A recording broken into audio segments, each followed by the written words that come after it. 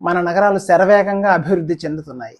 కానీ ప్రతి కొత్త రోడ్డు, ఓ కొత్త భవనం, ఓ ఫ్లైఓవర్ల నిర్మాణాల పునాదుల్లో బోలెడు చెట్లు ప్రాణాలు కప్పేయబడుతున్నాయి.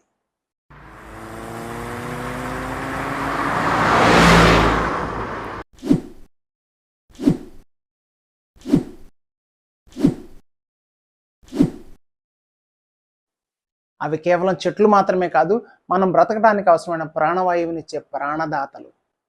మనం నివసిస్తున్న ప్రకృతిలోని ఉష్ణోగ్రతలను కంట్రోల్ చేసే రెగ్యులేటర్లు. చెట్లు నశిస్తే వర్షపాతం తగ్గిపోతుంది, ఉష్ణోగ్రతలు పెరుగుతాయి, అలాగే గాలి విషపూరితం అవుతుంది. కాంక్రీట్ జంగిల్ వేడిని పెంచుతుంది. చెట్లు లేక మేఘాలు వర్షం కురిపించే అవకాశం కోల్పోతాయి. చెట్లు కేవలం నీడ కోసం మాత్రమే కాదు మిత్రమా, మన ఊపిరి కోసం, మన వర్షం కోసం. ఒకప్పుడు చల్లగా పచ్చగా ఉన్న నగరాలు ఇప్పుడు 45 నుంచి 50 డిగ్రీల సెంటీగ్రేడ్ వేడితో ఉక్కిరి బిక్కిరి అవుతున్నాయి. ఇది అభివృద్ధి కాదు, ఒక ప్రకృతి హెచ్చరిక. అయితే ఒక ఆశాజనకమైన విషయం ఏంటంటే, హైదరాబాద్, పూణే, బెంగళూరు లాంటి నగరాల్లో ప్రారంభించిన పట్టణ అటవీ ప్రాజెక్టుల వల్ల చెట్లలో తిరిగి వస్తున్న జీవం, తద్వారా వర్షం, చల్లదనం, అలాగే వెనుతిరిగి వస్తున్న పక్షులను చూస్తుంటే నాకు అనిపిస్తోంది, మార్పు మన చేతుల్లోనే ఉంది. మనుషులు తలుచుకొని పని మొదలెడితే ప్రకృతి తప్పకుండా స్పందిస్తుంది అని.